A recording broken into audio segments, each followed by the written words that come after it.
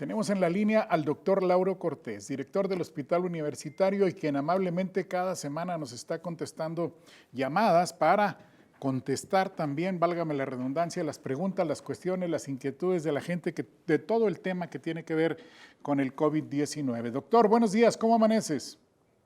¿Qué tal, Edith? Chuchuy, buenos días a ustedes y a toda la audiencia. ¿Cómo están en casa? Gracias a Dios, muy bien, te mandamos un gran abrazo y valoramos mucho tu tiempo. Gusto saludarte, doctor. Igualmente para ustedes.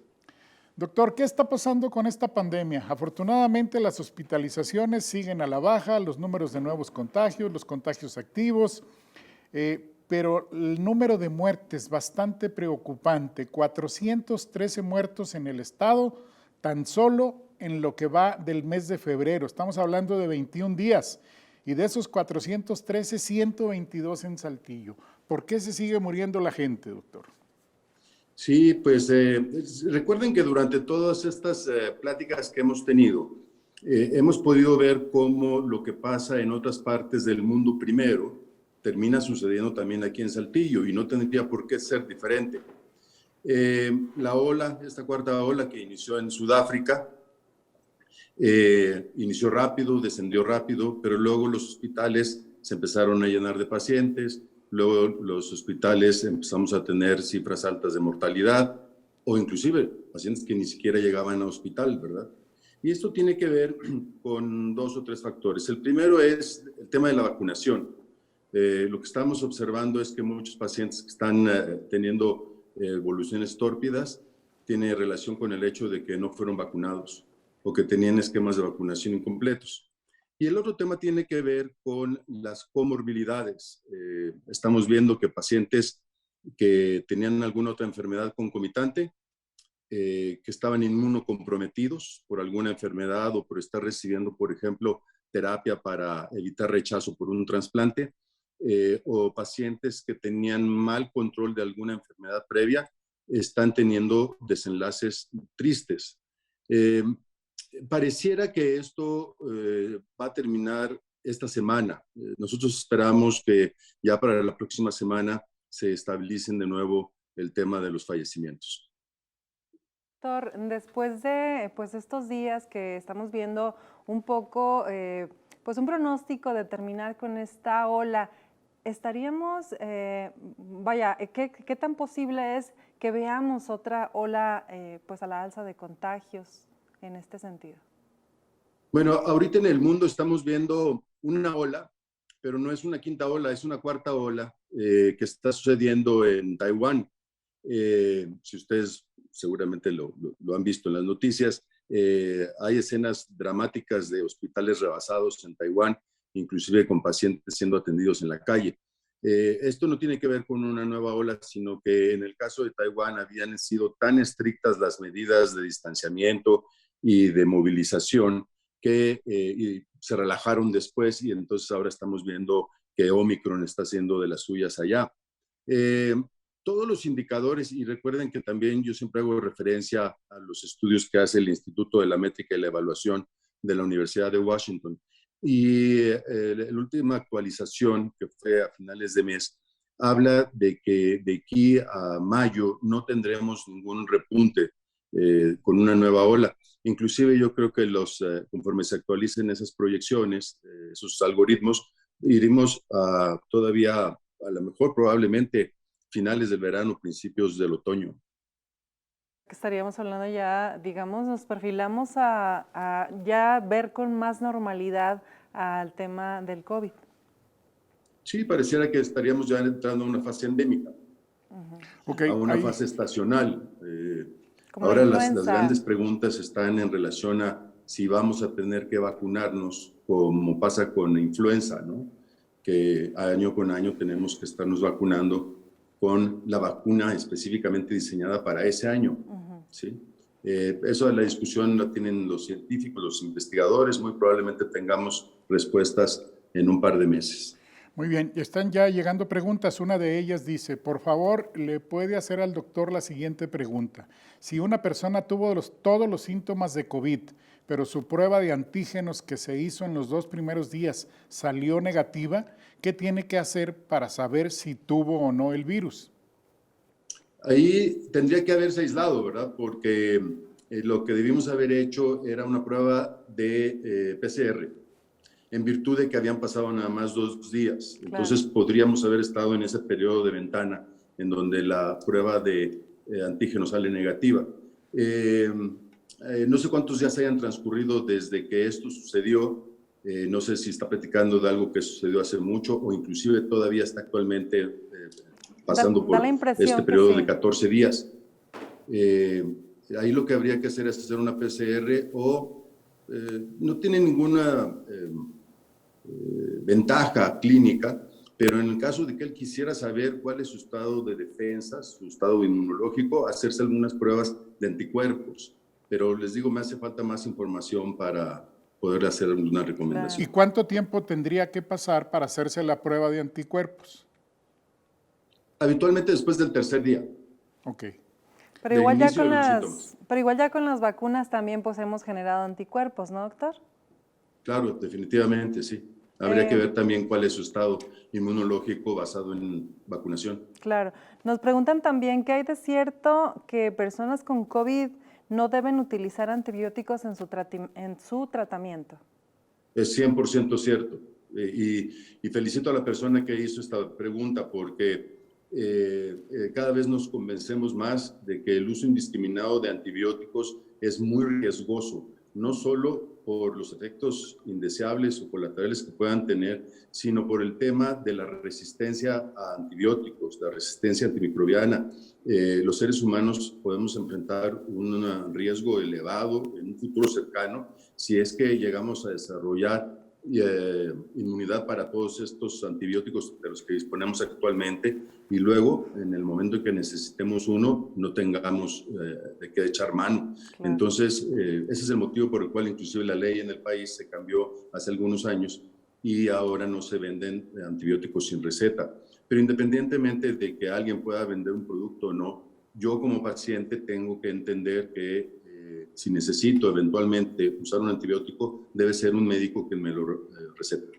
Claro, también nos preguntan, ¿qué cuidados deben seguir las personas que ya salieron de COVID para fortalecerse? Si es verdad que sus pulmones ya quedan dañados de por vida. Tanto como que de por vida no sé, depende también de muchos factores, depende de la edad de la persona, depende si era fumador previamente o no, depende si había tenido algunas actividades de riesgo en base a cuestiones laborales. Son muchos los factores que hay que tomar en cuenta. Si ustedes me permiten, ahorita terminando la entrevista, les mando una gráfica desarrollada en un instituto de investigación en Estados Unidos en donde ellos hacen unas recomendaciones de cómo regresar al entrenamiento físico o a la actividad física, dependiendo de una serie de factores, incluyendo la edad. Entonces, creo que esta persona que hace esta pregunta va a encontrar la respuesta que anda buscando ahí, porque puede él fácilmente o ella fácilmente ver en qué rango está, qué tan fuerte fue el cuadro de COVID que presentó, qué comorbilidades tiene, y entonces hay un periodo de entrenamiento ahí que toma unas semanas, pero que ayuda a que la capacidad pulmonar se restablezca.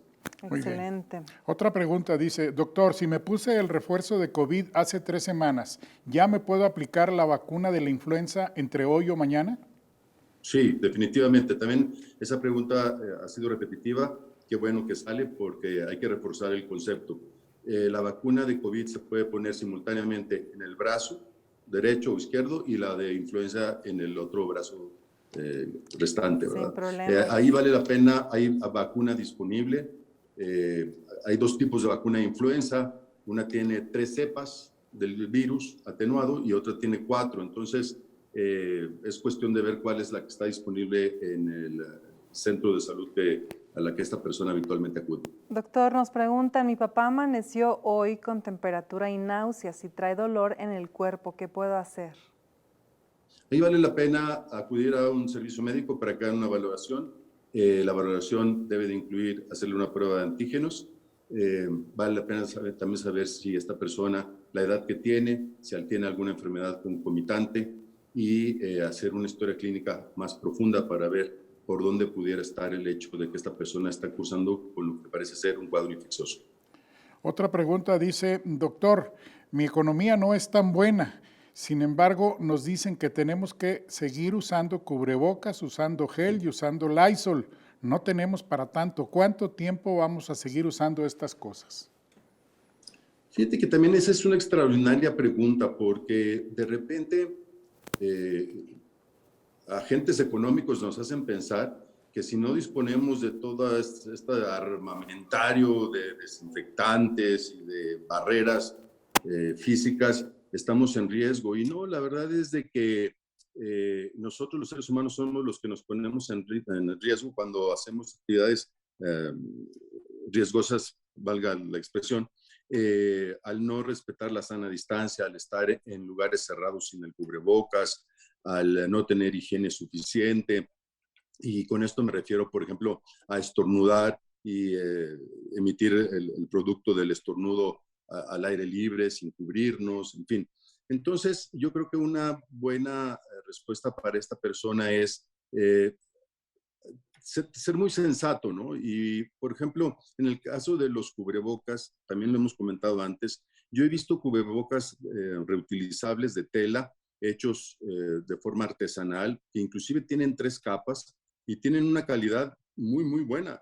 Yo, de hecho, sigo usando esos que tienen un tipo de tela en el exterior, un tipo de tela en el interior, y en medio se puede estar recambiando solamente esa tela delgadita que utilizamos en los hospitales para, por ejemplo, hacer campos quirúrgicos o para los mismos cubrebocas, ¿no? Entonces, en el caso de los desinfectantes, pues bueno, se pueden, ya hemos visto que la transmisión por superficies no está del todo documentada, que es más bien el tema del virus suspendido en el ambiente.